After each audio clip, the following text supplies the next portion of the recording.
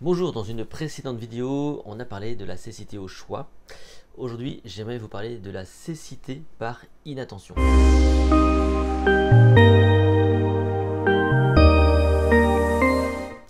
Alors ça peut paraître très similaire, et pourtant c'est pas aussi similaire que ça.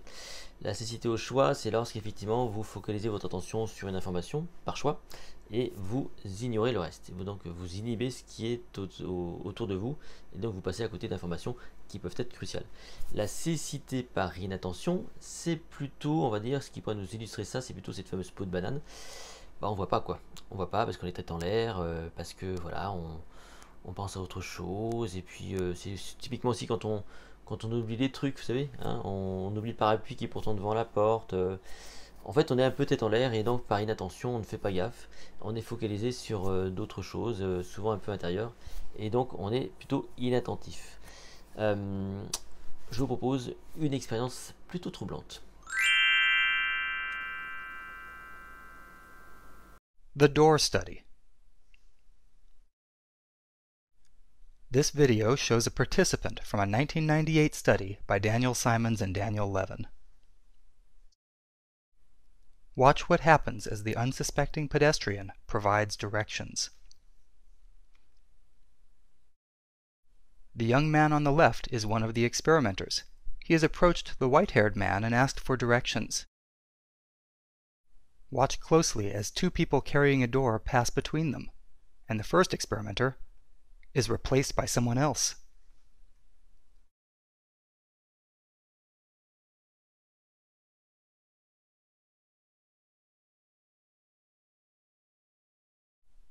Like many of the people in this study, the pedestrian was entirely unaware that he was talking to a different person.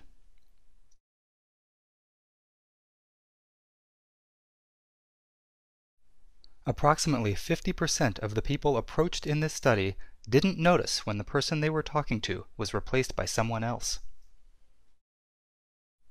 This study was among the first to demonstrate that change blindness can occur outside of the laboratory. This video is from research by Daniel Simons and Daniel Levin and is copyrighted. It is available for use in talks, training, and teaching on DVDs from Viscog Productions. Learn more at theinvisiblegorilla.com.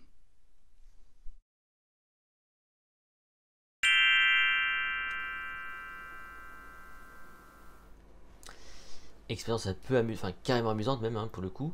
Et même, alors là, la vidéo que vous avez vue, il y a eu une autre expérience qui a été faite, écoutez bien, où il y avait deux changements.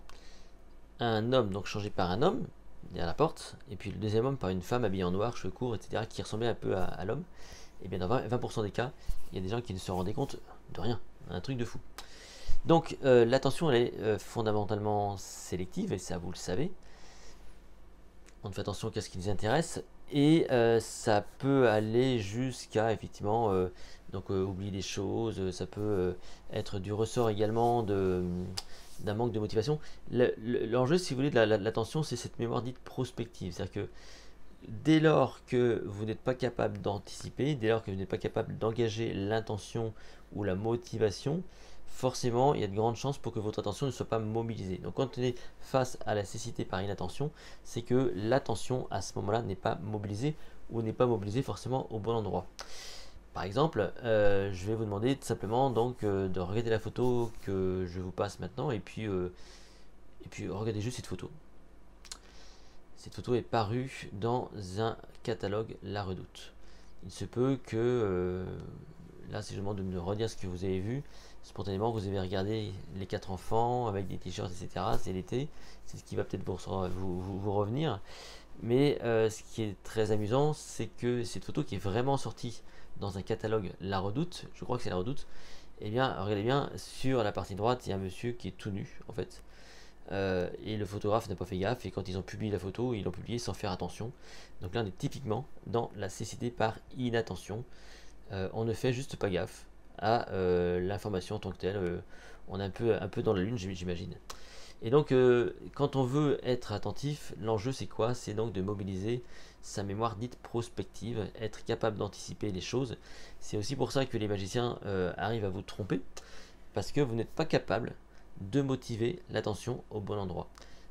Donc les magiciens vont plutôt provoquer la cécité au choix, c'est souvent ça qui se passe, mais effectivement, à un moment donné, dans une narration, quand on est un petit peu hypnotisé, parce qu'évidemment, dans les narrations, dans la musique, dans tout ça, on peut être dans ses pensées, on peut avoir des sensations, et au final, eh bien, on va être inattentif. Notre attention ne sera pas du tout sur l'endroit, elle ne sera pas là, tout simplement. Donc on sera donc complètement donc, dans l'inattention.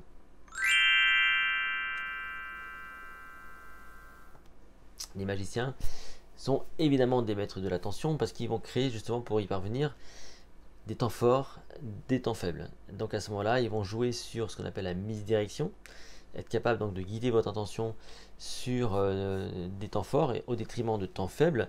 La mise en scène va donc jouer aussi, c'est-à-dire que la musique peut être un petit peu endormante, l'éclairage un peu tamisé, qui fait qu'effectivement vous allez vous laisser un petit peu bercer par l'ambiance et ça va sans doute provoquer des moments d'inattention qui peut être très important pour provoquer ce qu'on appelle ensuite nous un effet visuel ou carrément donc un climax. Hein. Donc c'est un peu ce principe là de cette photo que vous avez vu tout à l'heure qui fait que voilà, vous n'êtes pas capable de prévoir les choses alors que les magiciens ont toujours des temps d'avance.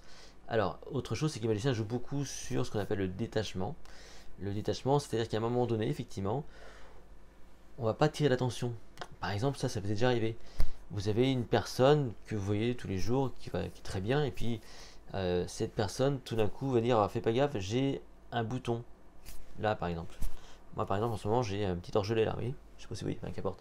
Peut-être que vous l'aurez pas vu, peut-être que vous l'avez vu sur d'autres vidéos, mais je passe sous silence parce que sinon ça se voit.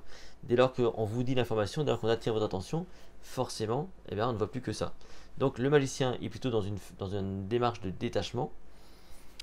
Il n'en fait pas un fromage. Il fait des choses de façon contrôlée, ou en tout cas comme si tout allait bien.